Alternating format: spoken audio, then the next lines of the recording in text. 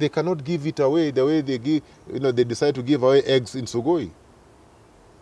It's not about, they can't. It's an asset that we have been bequeathed by generations which are there before us. Don't treat us as buffoons, because the tactics and strategies you're using are buffoonery in nature. But what President Ruto has done is to show people the middle finger by reappointing the same people. He himself, nobody else, he himself said that these people have let me down, completely let me down. They have failed, they're incompetent, and therefore I have dismissed them. What gives him the idea that he can do as he wishes? This is not his personal house, this is not Sugoi. I think the president needs to stop being simplistic. Is there a vacuum post Raila? Play one clip where Ruto has spoken truthfully. A very good day to you and welcome to Philip Kisia Unscripted. It's a fresh start for President William Ruto with new cabinet members. Will it going to be different this time around? My name is Jedel Cabrera. Welcome to this particular program that comes to you every single Thursday and now every single Friday. With Philip Kisia, he's a leadership and governance expert, former Nairobi town clerk, ex-KICC CEO. He's done a lot for this country and is still participating in these conversations which I hope will help our political leaders in making better policy decisions and political moves. Kisia, thanks for making time once again. How are you doing? I'm good, Jed. About, the CS nominees, CS now cabinet ministers, actually one was rejected. But as usual, before we start, we want to talk about your highlights. Let's now get back to normal lives. Yes. Because now President Ruto is having what you have called a new cabinet. Yes. But it is just a old wine in a new skin. Yeah. Nothing has changed. But we'll talk about that later. Okay. What has been going on? And I think for the last 2 weeks, and people have talked about it, it's about this company called Adani Holdings from India, which this Kenya Kwanza government has decided that by hook or crook, they are going to lease not for 1 year, not for 10 or 15, for 30 years. Not just JKIA, but all our airports to Adani Holdings. And these Adani Holdings, this information in the public domain, it is not a reputable company. It's a company that is shrouded with a lot of mystique in terms of the operation. And the law is very clear on how you can engage a company using the PPP framework. But you can understand you're dealing with a rogue regime that does not believe in following the laid-down procedure, that to them, so long as people have made money for themselves, nothing to them really matters. So yesterday, I think it was yesterday or day before yesterday, Treachery confirmed our worst fears. They signed off, they gave a go-ahead for this proposal to proceed. Yet there are so many questions that have not been answered. How was Adani identified?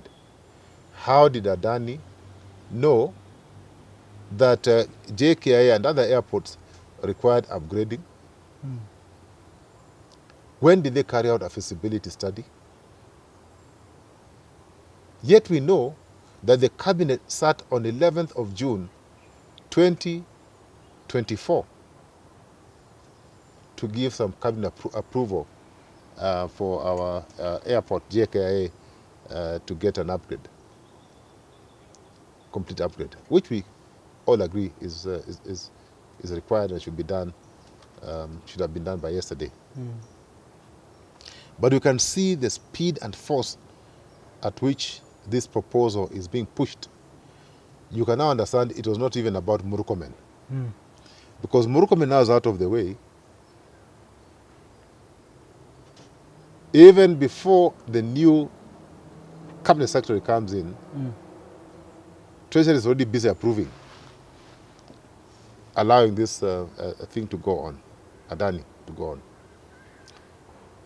They have not even left it open because this is an asset.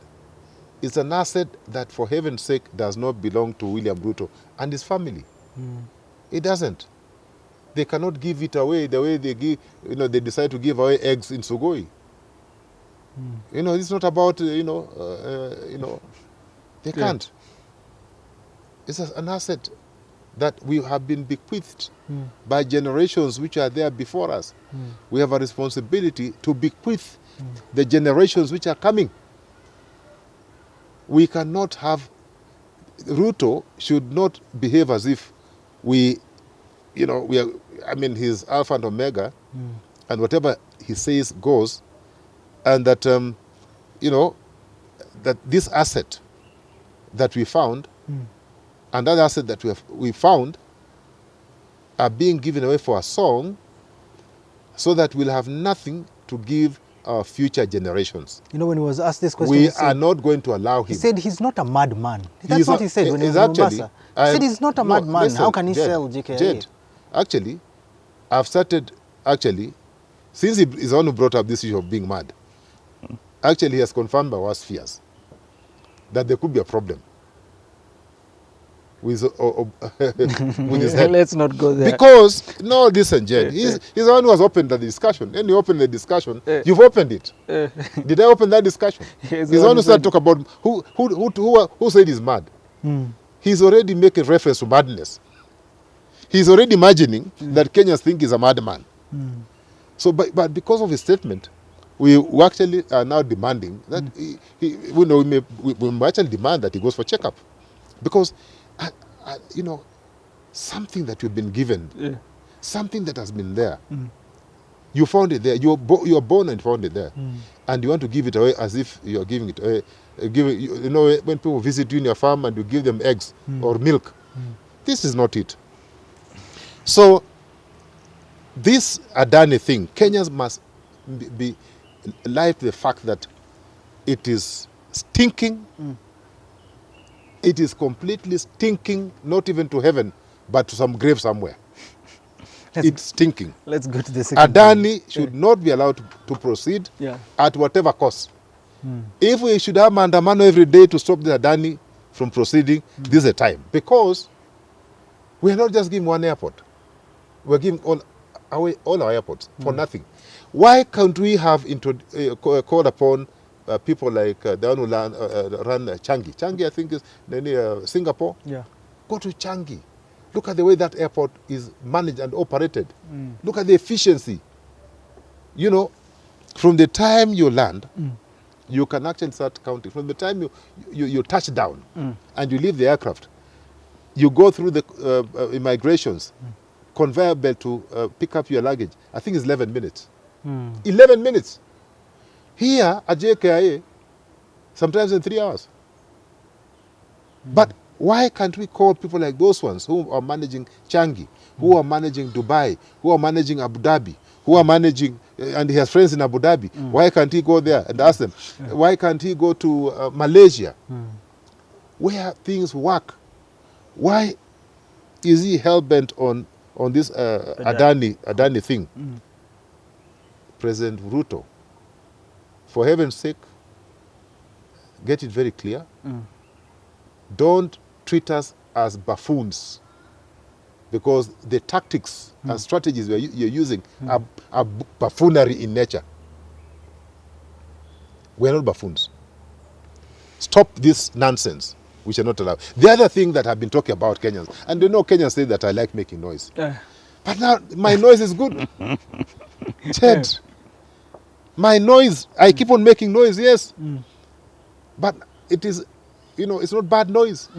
I told you this thing, housing project, it's a scandal. It was meant for people to make money, billions of shillings. Stealing money from the public. I told you people. You said it. I said it so many times. I said it, land is ours, the money is ours, and they are calling some, nowadays they are no longer talk about investors, Yeah. because it's stealing public funds. Now, our land has been taken, given to some useless investors, cartels and cabals. Our money has also been given to them to build houses for us. Now even those houses are not being bought. You saw it is being reported in the media. It was reported. It's not my story. Yes. And nobody from the Ministry of Housing has come out to refute that story. That there are thousands of houses which have already been built. There's no uptake. And I kept on telling you there's no uptake. Because in 2010, the people who are under mortgage in this country were 23,000.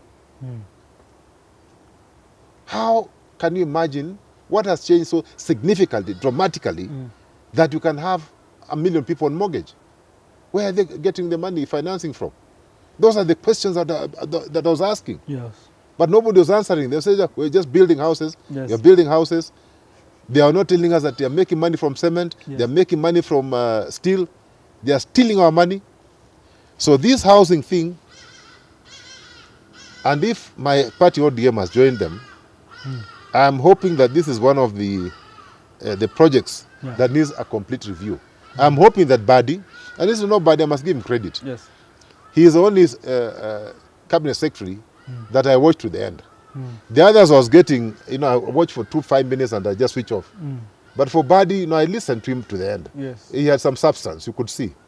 And a few of them had some little substance, you could see. Yeah. So I'm hoping that this one we must look at it very carefully. The last one, and this one is funny. I mean, allow us to laugh about it. Yes. And when President William Ruto says he's not a madman, I think he needs a checkup. You know why? Yeah.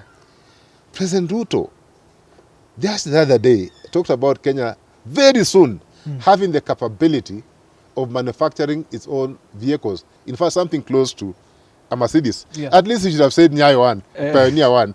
He should have said he's going to revive it from the grave. To do something like the way Nyayo did. Yes. But he's talking about manufacturing a vehicle here in Kenya. Manufacturing. We are importing water. We are importing toothpaste. We are importing toothpicks. We are importing everything. Yeah. We're almost importing even a president. Are you going to manufacture cars? And the president is talking about even matchbox. Matchbox. Do you know matchbox? Yeah. This one, Kibiriti. Yeah. We actually import. So instead of saying by end of next year, we shall not be importing matchbox, glasses, cutlery, cookery, we shall not be importing, these basic commodities. Yeah. He's rushing to announce that very soon. I mean, is a guy really normal? Where there is will, there is way. Is he no, yeah, there it's will okay. be. Yeah. It's okay. Kenyans have capacity, Jed. Yes. I'm not doubting Kenya's capacity. Yeah. I'm just saying we must be real. Yeah. Start doing the basics. Stop this, candle lights and do even clothes and shoes. I want to see the president telling me this shoe is actually from butter. Butter shoe. I hope they in fact, butter now are importing. Yes. But a shoe by a cobbler somewhere in River Road that he's putting on. And so that we can all go to River Road or somewhere or Karioko and buy shoes, belts and what have you. This man, everything. The only thing that is not imported is does he have hair? But you see, let us talk about small little things. Yeah. I looked at that statement and I said, no. Yeah. I must look for my friend. Yeah. I think he needs help. Let's talk My about president needs help. Let's talk about cabinet because you're not going to talk about the president. Okay. But let's talk about cabinet. You ran away from it. It's a fresh start for cabinet with the president chairing this new cabinet. But you've said you listened to Mbadi, you didn't listen to some of them because some of them do not perform according to your abilities, your expectation when it comes to vetting. But generally, let's start from generally. You looked at the vetting process, you looked at the questions asked, you look at the answers given. I saw a video of Junet trying to signal Oparanya to say, no, I don't know if you saw it. But look at that vetting process before we got to yesterday, them being sworn in. What is your general assessment? It was a waste of time. It's a sheer waste of time. In fact, I mean, it's like children in kindergarten playing somewhere. Yeah. You know, some small little children in kindergarten playing. They don't even know what's happening. They're just playing around. Because, see, vetting is about suitability. Finding out, establishing whether somebody fits, is likely to fit into the job that they are likely to occupy. So it's a suitability process, just, you know. Because the things you're asking me about whether I got a D minus, those are things that can be done by clerks to check the man got a D minus and put in a report, D minus, did he really go to, can we confirm you went to university, how did you do the bridging course, if you went to university, that, you know, those are things you can do back office. Small little things like those ones, okay? I was expecting them to be a little bit more serious with this vetting process, especially now that Parliament is under a lot of scrutiny. But they did a poor job. In fact, on a scale of 10, I would give them 2. On a scale of 10, 2. You know, the rejection of Stella Langat. No, listen. Listen, you know we are Kenyans. Yeah. If you as Jed were on that sitting on that panel, would you have passed out of those 19? Maybe 2 would have passed, maybe 3. Maybe 2, maybe 3, maybe 4.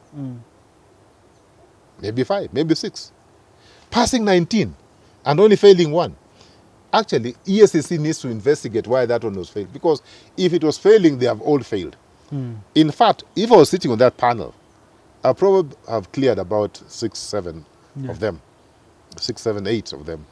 The rest I would have sent packing.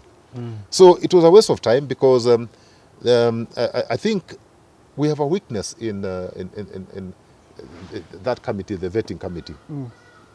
Because these are people who do not have the capability, they don't have capacity to undertake that assignment. So I think going into the future,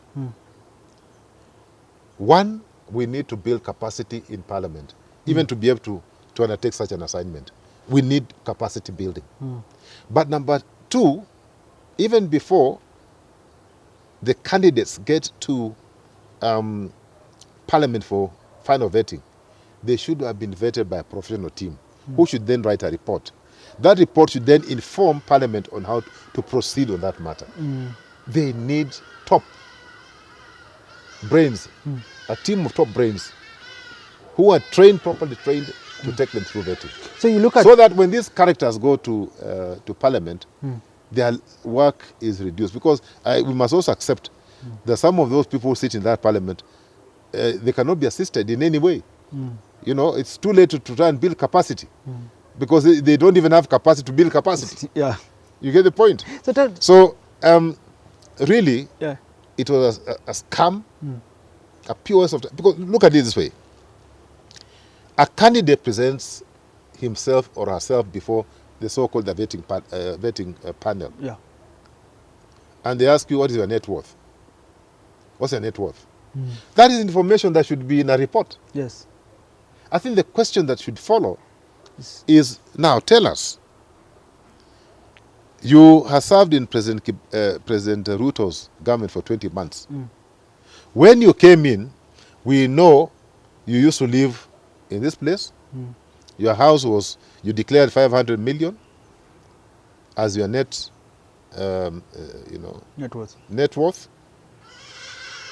But in 24 months, actually in 20 months, you moved from 500 million to a net of 700 million.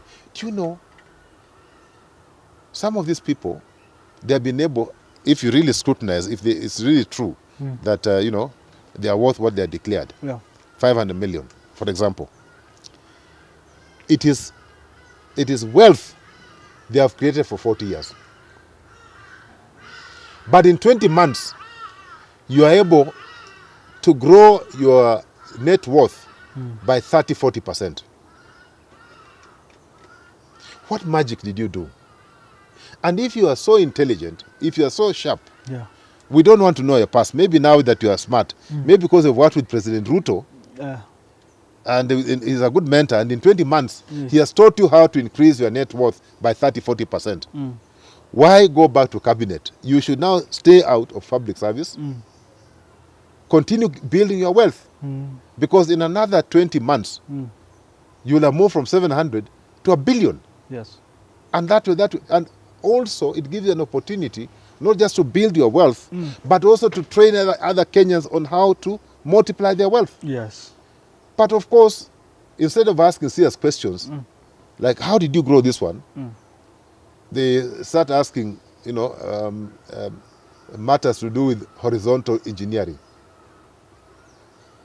You saw Mutua, my friend Alfred Mutua, being put in a very uncomfortable situation by parliamentarians. It is not me. Even the speaker had to help him out. Even the speaker had to intervene. Yes. Now look at the quality of questions. Look at what, was it really even worth it? And I'm even surprised that the media houses gave them airtime. Reputable media houses in Kenya gave them airtime from A to Z. If I was running that media station, I'll just shut up. Shut this thing. It's not worth anything. So you look at Stella Langat's rejection from the gender docket. You look at the 19 who sailed through and are now cabinet ministers. Do you read some malice, or is it a question of competence that came into play? What happened there? You see, it's not a matter of competence.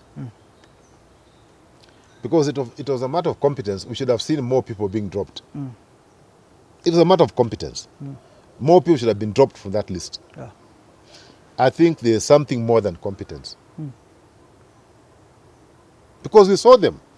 They were being vetted. The so-called vetting was taking place in public, in the public domain. Would you have passed 19? Maybe 8 would have passed, maybe. The rest you would have rejected.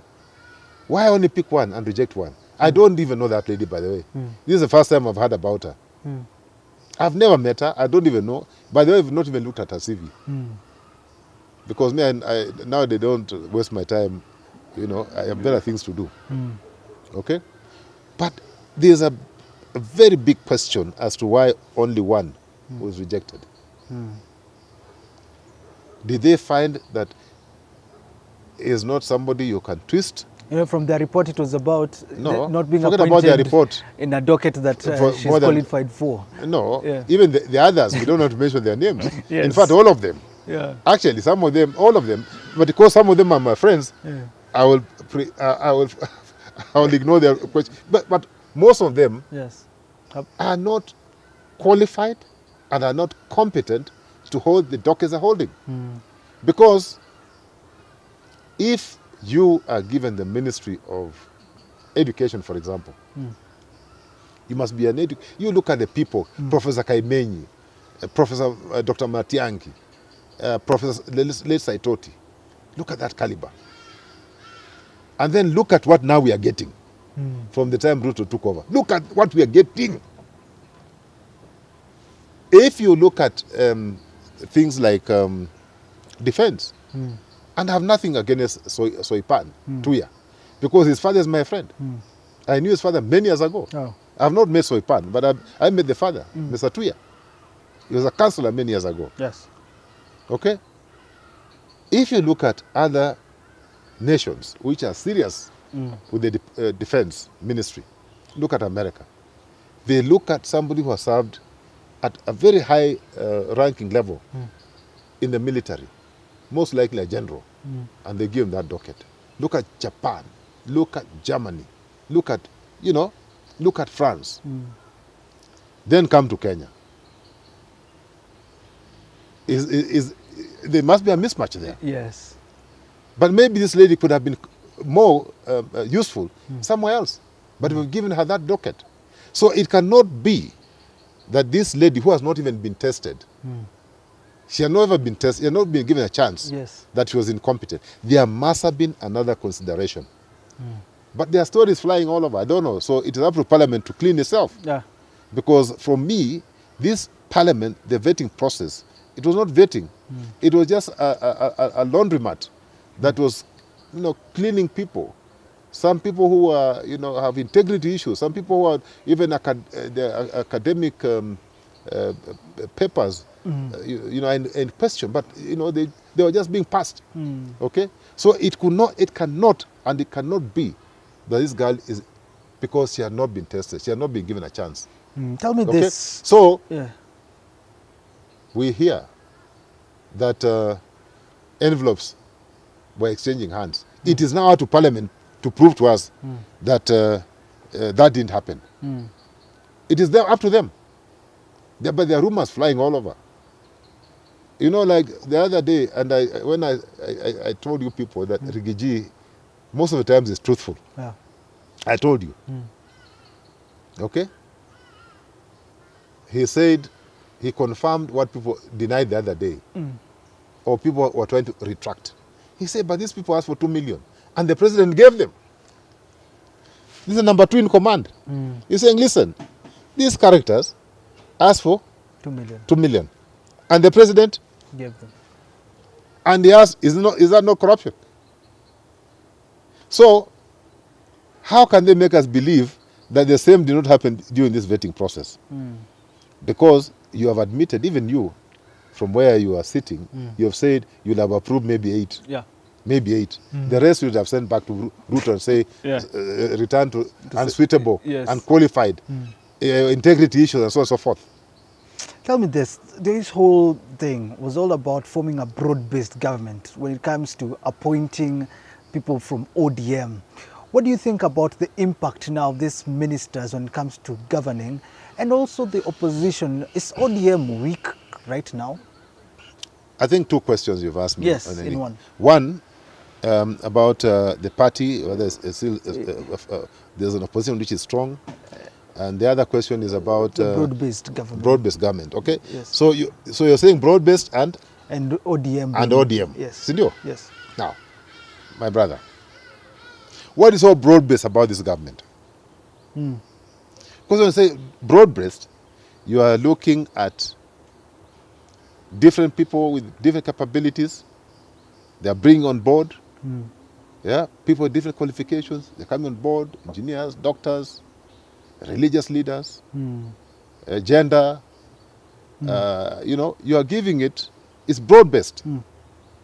People with different competencies coming in one pot to deliver a vision. Right? You tell me, look at those people who have been appointed. It's for political expediency. They bring nothing on the table. They bring no experience. If there's any experience I bring on the table, it is bad experience of corruption and incompetence. We know some of them. We have their past. We know that they have issues. They are not competent. They have not succeeded. They have no track record. They have no success to show from their past history. So, the broadness, I think we failed the test. We had a chance to really come up with a government of, that would restore hope and confidence in the people of Kenya. But what President Ruto has done is to show people the middle finger by reappointing the same people. He himself, nobody else, he himself said that these people have let me down, completely let me down. They have failed, they're incompetent, and therefore I have dismissed them. This is the first time in my life, and I've been around for long, and I've been a manager for many years. This is the first time I'm seeing that you are being dismissed on account of incompetence or on account of failure, and you're brought back. This is the first time. Yeah. In fact, William Ruto really got me worried. I think I need to go back to school to find out where this can happen, how it can happen. Yeah. Because I'm still in shock. I've not recovered from my shock. Yes. The other thing that you must understand, Jed, that other than political experience, the people who have been appointed as cabinet secretaries, those characters will have no powers to perform any duty. They're only happy to get a flag. Most of them, because power, perceived power, that they're now powerful, they'll be having a flag. Some of them have stolen wealth, corrupt, so they are there to make sure that they are not prosecuted. Some of them, they see it as an opportunity to steal public funds and resources. Okay? Because when you look at the President Ruto's architecture of government, he's the government. Because all the ministries are run from State House. President Ruto has advisors for each ministry. He has an advisor for defense, he had an advisor for health, he has an advisor for finance, seated in State House. So many advisors. He actually has another cabinet, a shadow cabinet, seated in State House. And that shadow cabinet is more powerful than the real cabinet. Number two, the permanent secretaries that Ruto has, and you'll see, those who survive and those who are given a job, most of them, where he does not have a minister who is a direct crony, he will put a PS who answers to him directly. Yeah. So you'll find that the PS is more powerful than the cabinet secretary. So the cabinet secretary will just be a flower girl. Nothing more than a flower girl. Just there, earning a salary and making some little money from corruption. Yeah. There's nothing else. Yeah. What are they going to do? Are they going to change anything? Are you going to see any change? No. There are a few of them. I mentioned Badi. I don't know, maybe one day I will try, I don't know. Maybe a few others will try. I've had my friend Aden, Duale, promising some changes in the Ministry of Environment. And you ask about this other girl who was declared fit. Aden is not an environmentalist, but he's experienced. Yes. He's been around for some time.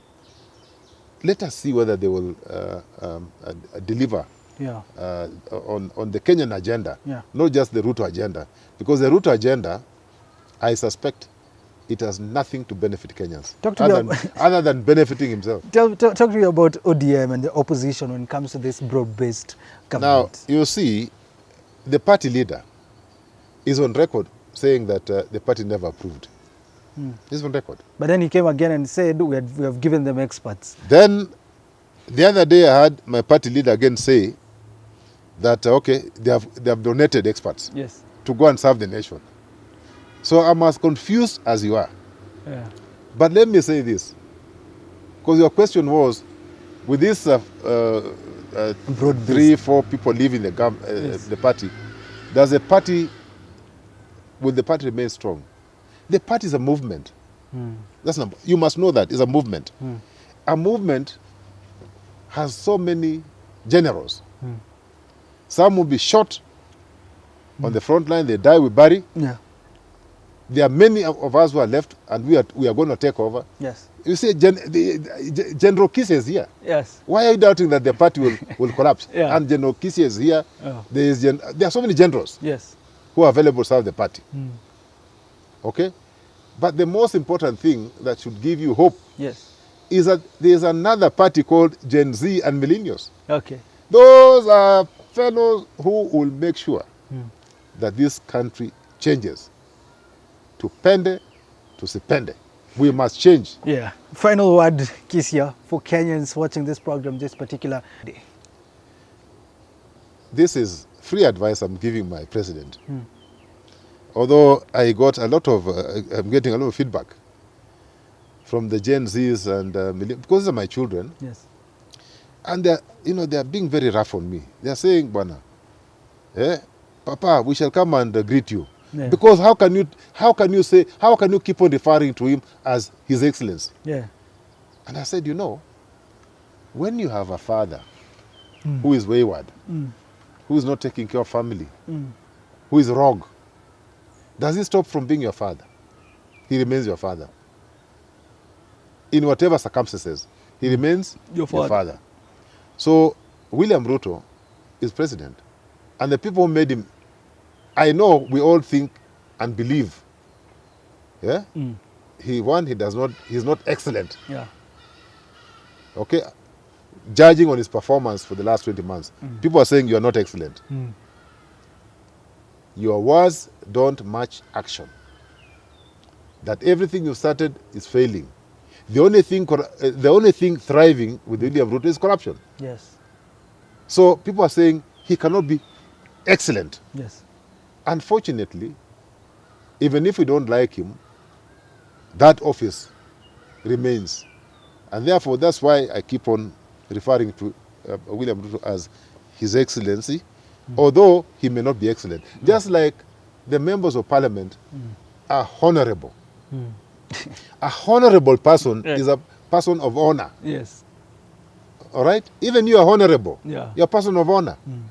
But these ones are horrible. Yeah. But we keep on referring them to as honorable, so and so, when we very well know that they are horrible. They have made horrible laws. They have allowed corruption to take place. They are so inefficient. So they are horrible. In fact, they are terrible. But finally, Yes. I want to urge the president. And I know he doesn't listen to me, because he has been told that, this guy is not a good man. I'm still the same guy. Yeah. I'm still his friend. Yeah. He should stop imagining that Kenyans are buffoons, and therefore he can use buffoonery tactics to manage Kenyans. Kenyans are smart. Well, buffoonery tactics for buffoons. Do you believe this is the case? Thanks for tuning into this conversation. Of course, this is Philip Casey Unscripted. Share this video with as many people as possible so that we reach those that we want to make better policies in this country. Have yourself a lovely rest of your day. Have a great weekend. What gives him the idea that he can do as he wishes? This is not his personal house. This is not Sogoi. I think the president needs to stop being simplistic. Is there a vacuum post Raila? Play one clip where Ruto has spoken truthfully.